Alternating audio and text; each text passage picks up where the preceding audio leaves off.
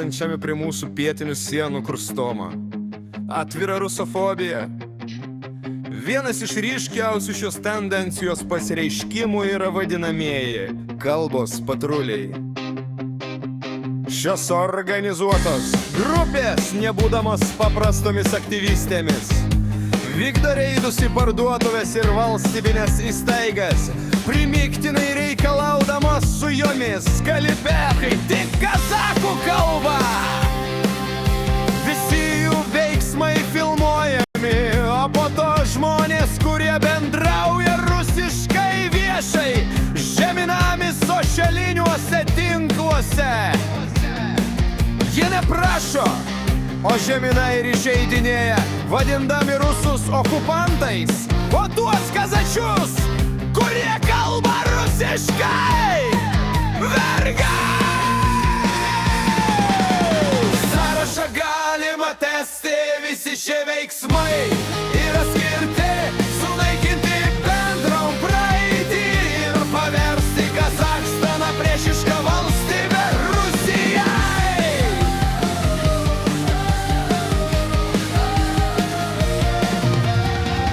Pagrindinis Kazachstano nacionalistų mitas – tai istorija apie tūkstantmetę imperiją, kurio neva sunaikino rusų kolonizatoriai. Tačiau šis teiginys yra atviras melas!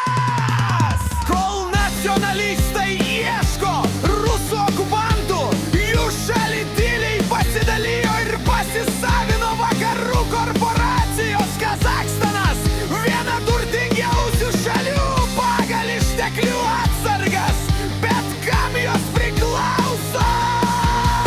Nafta. Didžiausius telkinius kontroliuoja vakarų gigantai.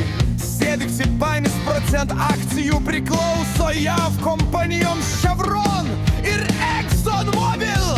Kašaganas. Kontrolinės dalys priklauso Shell, Metal, Turbo, ExxonMobil ir Eni. Karachaganakas 70% Shell. Medbregi ir Chevron akcija.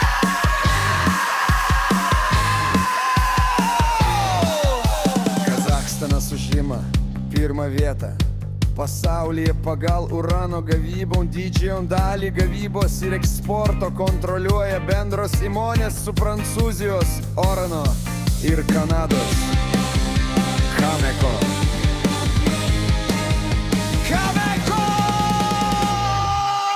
Pagrindinis spalvokų juodabelų turtas priklauso tokiams kompanijoms kaip Glencore, Šveicarija, Kazachstano nacionalinis fondas, į kurį turi tekėti pajamos, saugomas vakarų bankuose ir vertybiniuose popieriuose.